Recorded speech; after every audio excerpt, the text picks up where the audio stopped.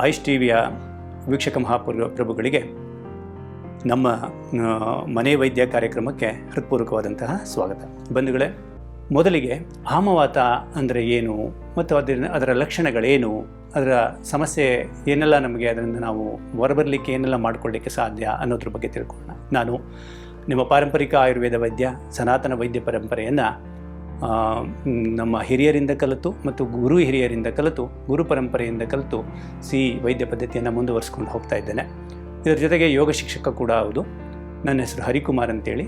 ನಮ್ಮ ಕೇಂದ್ರ ನೆಲಮಂಗಲದಲ್ಲಿ ಯೋಗ ಸಂಜೀವಿನಿ ಪಾರಂಪರಿಕ ಆಯುರ್ವೇದ ಕೇಂದ್ರ ಅಂತಿದೆ, ಅಲ್ಲಿ ನಾನು ಸೇವೆಯನ್ನು ಸಲ್ಲಿಸ್ತಾ ಇದ್ದೇನೆ. ಬಂಧುಗಳೇ, ಇವತ್ತು ನಾವು ಸಾಕಷ್ಟು ಜನರಲ್ಲಿ ಆಮವಾತವನ್ನು ಕಾಣ್ತಾ ಇದ್ದೇವೆ. ಮೊದಲಿಗೆ ಏನಾಗ್ತಿತ್ತಪ್ಪ ಅಂತಂದರೆ, ಸುಮಾರು ಒಂದು 40 ವರ್ಷ ದಾಟಿದಂತಹ ವಯೋಮಾನದವರಲ್ಲಿ, ನಾವು ವಯಸ್ಕರಲ್ಲಿ ನಾವೇನು ಮಾಡ್ತಾ ಇದ್ವಿ, ಈ ಆಮವಾತದ ಬಗ್ಗೆ, ಕೀಲು ನೋವಿನ ಬಗ್ಗೆ ಹೆಚ್ಚು ಸಮಸ್ಯೆಗಳನ್ನು ಅವರು ಹೇಳೋದನ್ನು ಕಾಣ್ತಾ ಇದ್ವಿ. ಇತ್ತೀಚಿನ ದಿನಗಳಲ್ಲಿ ನಮ್ಮ ಕೇಂದ್ರಕ್ಕೆ ಬರುವವರು ಕೂಡ ಕಾಲೇಜಿನ ಮಕ್ಕಳಾಗಿದ್ದಾರೆ. ಅಂತಂದರೆ ಒಂದು 20 ವಯಸ್ಸಿನ ಆಸುಪಾಸಿನಲ್ಲಿಯೇ ಆಮವಾತದ ಸಮಸ್ಯೆ ಎಲ್ಲರನ್ನ ಕಾಡ್ತಾ ಇದೆ.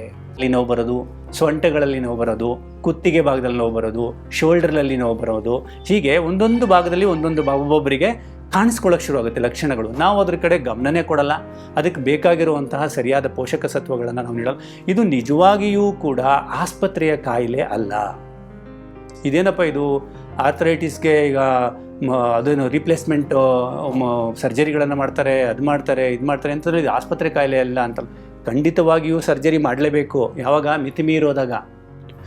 ಮಿತಿಮೀರುವುದಕ್ಕಿಂತ ಮುಂಚೆ ನಾವೇನಾದರೂ ಅರ್ಥ ಮಾಡಿಕೊಂಡು ದೇಹಕ್ಕೆ ಬೇಕಾದ ಪೋಷಕ ಸತ್ವಗಳನ್ನು ನಾವು ಕರೆಕ್ಟಾಗಿ ಕೊಟ್ಟು, ಅದಕ್ಕೆ ಬೇಕಾಗಿರುವಂತಹ ವ್ಯವಸ್ಥೆಯನ್ನು ನಾವು ಮಾಡ್ಕೊಳ್ಳೋದಾದರೆ, ವ್ಯವಸ್ಥೆ ಇನ್ ದ ಸೆನ್ಸ್ ನಾವು ಬೇಕಾಗಿರುವಂತಹ ದೈಹಿಕ ಚಟುವಟಿಕೆಗಳನ್ನು, ಹವ್ಯಾಸಗಳನ್ನು ರೂಢಿಸ್ಕೊಂಡಿದ್ದೆ ಆದರೆ ನಾವು ಆಮವಾತ ಬಾರದಂತೆಯೇ ನಮ್ಮನ್ನು ರಕ್ಷಿಸಿಕೊಳ್ಳಲಿಕ್ಕೆ ಸಾಧ್ಯ ಇದೆ. ಇವತ್ತು ಆಹಾರ ಎಷ್ಟೇ ಕೆಟ್ಟಿರಲಿ, ವಾತಾವರಣದಲ್ಲಿ ಗಾಳಿಯಿಂದ ನಮಗೆ ಎಷ್ಟೇ ಟಾಕ್ಸಿನ್ಸ್ ನಮ್ಮ ದೇಹಕ್ಕೆ ಸೇರ್ತಿರಲಿ, ನೀರಿನಿಂದ ಫ್ಲೋರೈಡ್ ಅಂಶ ಎಷ್ಟೇ ಸೇರ್ತಿರಲಿ, ಚಿಂತೆ ಇಲ್ಲ. ನೀವು ಇದನ್ನು ಪರಿಹರಿಸಿಕೊಳ್ಳೋದಕ್ಕೆ ಸಾಕಷ್ಟು ವಿಧಾನಗಳಿವೆ, ಸಾಕಷ್ಟು ಮೂಲಿಕೆಗಳಿವೆ, ಸಾಕಷ್ಟು ಇಂಗ್ರೀಡಿಯೆಂಟ್ಗಳಿವೆ. ಅದನ್ನು ತಿಳ್ಕೊಂಡು ಅವುಗಳನ್ನು ಬಳಸುವಂತಹ ವ್ಯವಸ್ಥೆ, ವ್ಯವಧಾನ, ತಾಳ್ಮೆ ನಮಗಿದ್ದಿದ್ದೇ ಆದರೆ ಖಂಡಿತವಾಗಿಯೂ ಆಮವಾತ ಒಂದು ದೊಡ್ಡ ಸಮಸ್ಯೆ ಅಲ್ಲ. ಆಮವಾತ ಒಂದೇ ಅಲ್ಲ, ನಾವು ಏನೇನು ವಿಚಾರಗಳನ್ನು ಚರ್ಚೆ ಮಾಡ್ಕೊಂಡು ಬರ್ತಾ ಇದ್ದೀವಿ, ಇವ್ಯಾವೂ ಕೂಡ ನಮಗೆ ಸಮಸ್ಯೆಗಳಾಗಲಿಕ್ಕೆ ಸಾಧ್ಯ ಇಲ್ಲ. ಇವುಗಳಿಂದ ನಾವು ತುಂಬ ಸರಳವಾದ ವಿಧಾನಗಳಿಂದ ಹೊರಬರಲಿಕ್ಕೆ ಸಾಧ್ಯ ಇದೆ. ಆಮವಾತದಿಂದ ನಮಗೆ ಏನೆಲ್ಲ ಸಮಸ್ಯೆಗಳು ಬರ್ತಪ್ಪ ಅಂತಂದರೆ, ಜೀರ್ಣಾಂಗ ವ್ಯವಸ್ಥೆ ಕೆಟ್ಟಾಗ ಅಲ್ಲಿ ಆಮ ಉತ್ಪತ್ತಿ ಆಗುತ್ತೆ. ನಮ್ಮ ಜಠರದಲ್ಲಿ ಆಸಿಡಿಕ್ ನೇಚರ್ ಇರುವಂಥ ಗ್ಯಾಸ್ ಉತ್ಪತ್ತಿ ಆಗುತ್ತೆ. ಅದು ರಕ್ತದ ಜೊತೆಯಲ್ಲಿ ಪರಿಚಲನೆಯಾಗಿ ಸಂದುಗಳಲ್ಲಿ ಕೂತ್ಕೊಳ್ಳಿಕ್ಕೆ ಶುರು ಮಾಡುತ್ತೆ. ಸಂದುಗಳಲ್ಲಿ ಕೂತ್ಕೊಂಡಾಗ ಏನಾಗುತ್ತೆ, ಅಲ್ಲಿ ಕಾರ್ಟಿಲೇಜ್ ಸರಿಯಾಗಿ ಕೆಲಸ ಮಾಡಲಿಕ್ಕೆ ಬಿಡೋದಿಲ್ಲ. ಅದು ಅಲ್ಲಿ ಉರಿಯೂತ ಶುರುವಾಗುತ್ತೆ, ರಕ್ತ ಸಂಚಾರ ಬ್ಲಾಕ್ ಆಗುತ್ತೆ. ಇಷ್ಟೆಲ್ಲರ ಅಂತಿಮವಾಗಿ ನಮಗೆ ಯಾವ ಭಾಗದಲ್ಲಿ ಆಗಿರುತ್ತೋ ಆ ಭಾಗದ ಚಾಲನೆಯನ್ನು ಮಾಡಲಿಕ್ಕೆ ಸರಿಯಾಗಿ ಆಗೋದಿಲ್ಲ. ಅದು ಮಂಡಿಯಲ್ಲಾಗಿದ್ದರೆ ಮಂಡಿಯಲ್ಲಿ, ಮೊಣಕಾಲಲ್ಲಾಗಿದ್ದರೆ ಮೊಣಕಾಲಲ್ಲಿ, ಫ್ರೋಜನ್ ಶೋಲ್ಡರ್ ಆಗಿದ್ರೆ ಫ್ರೋಜನ್ ಶೋಲ್ಡರಲ್ಲಿ, ಕುತ್ತಿಗೆ ಭಾಗದಲ್ಲಿ ಅಥವಾ ಬೆನ್ನು ಮೂಳೆಯಲ್ಲಾಗಿದ್ದರೆ ಸಂಪೂರ್ಣ ದೇಹದ ಯಾವುದೇ ಭಾಗವನ್ನು ಅದು ಎಫೆಕ್ಟ್ ಮಾಡಬಹುದು.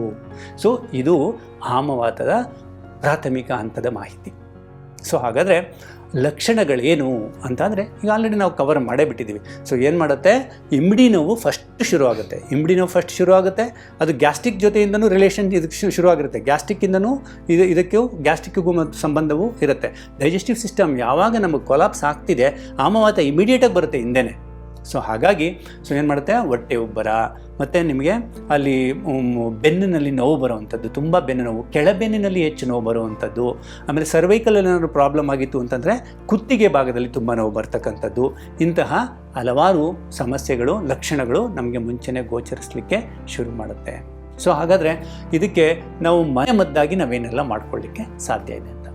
ಮೊದಲನೇದಾಗಿ ನಾವು ಮಾಡಬೇಕಾಗಿರೋದು ಜೀರ್ಣಾಂಗ ವ್ಯವಸ್ಥೆಯನ್ನು. ಮಂಡಿ ನೋವು, ಸೊಂಟ ನೋವು, ಕುತ್ತಿಗೆ ನೋವು, ತಲೆನೋವು ಅದನ್ನೆಲ್ಲ ಪಕ್ಕಕ್ಕಿಟ್ಬಿಡಿ. ಫಸ್ಟು ಡೈಜೆಸ್ಟಿವ್ ಸಿಸ್ಟಮ್ ಕಡೆ ನೀವು ಗಮನ ಕೊಡಬೇಕಾಗುತ್ತೆ. ಡೈಜೆಸ್ಟಿವ್ ಸಿಸ್ಟಮ್ನಲ್ಲಿ ಫರ್ಮೆಂಟೆಡ್ ಫುಡ್ಡನ್ನು ನೀವು ಹೆಚ್ಚು ಸೇವನೆ ಮಾಡೋದಾದರೆ ಮೊದಲ ಹಂತದಲ್ಲಿ ನಿಮಗೆ ಆಮ ಕಡಿಮೆ ಆಗೋಗುತ್ತೆ. ಎರಡನೇ ಹಂತ ನಮಗೆ ತುಂಬ ಈಸಿ ಆಗುತ್ತೆ.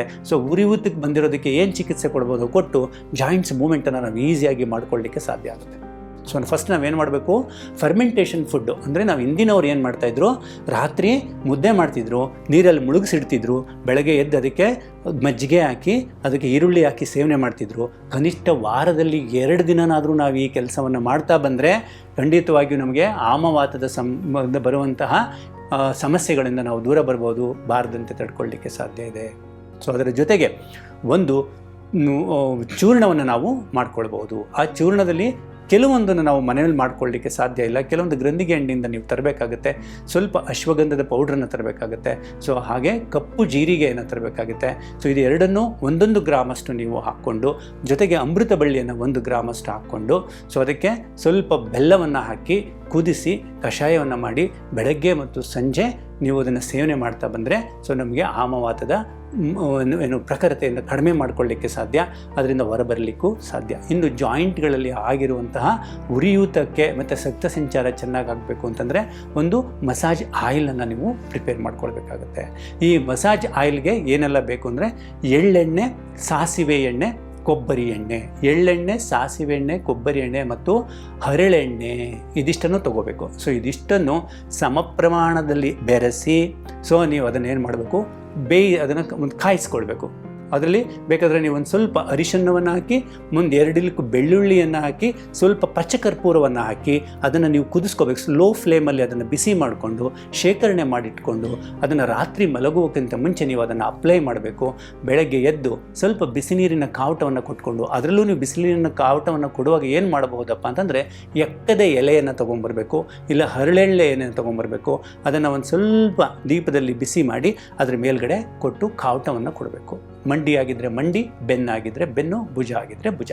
ಕಾವಟ ಕೊಡೋದ್ರಿಂದ ಏನಾಗುತ್ತೆ, ಅಲ್ಲಿ ಉರಿಯೂತ ಕಡಿಮೆ ಆಗಿ ಆ ಜಾಯಿಂಟ್ನಲ್ಲಿ ಸ್ವಲ್ಪ ಮೂಮೆಂಟ್ಸ್ ಚೆನ್ನಾಗಿ ಮಾಡಲಿಕ್ಕೆ ಅನುಕೂಲ ಆಗುತ್ತೆ. ಎಣ್ಣೆ ಒಳಗಡೆ ಇಳ್ಕೊಳ್ಳೋವರೆಗೂ ನಾವು ಅದಕ್ಕೆ ಅವಕಾಶವನ್ನು ಕೊಟ್ಟು ತದನಂತರದಲ್ಲಿ ಅದನ್ನು ನಾವು ಸ್ನಾನ ಮಾಡಿ ತೊಳಿಬೇಕು. ಸೊ ಈ ರೀತಿ ಮಾಡೋದ್ರಿಂದ ನಾವು ಆಮವಾತವನ್ನು ನಾವು ಒಂದು ರೀತಿಯಲ್ಲಿ ನಿಯಂತ್ರಿಸಿಕೊಳ್ಳಲಿಕ್ಕೆ ಸಾಧ್ಯ. ಮಿತಿಮೀರಿ ಹೋಗಿದೆ ಎಂದಾಗ ಖಂಡಿತವಾಗಿಯೂ ನೀವು ವೈದ್ಯರನ್ನು ಭೇಟಿ ಮಾಡಿ ಅವರ ಸಲಹೆ ಮಾರ್ಗದರ್ಶನದ ಮೇರೆಗೆ ಚಿಕಿತ್ಸೆಯನ್ನು ಮಾಡಿಕೊಳ್ಬೋದು.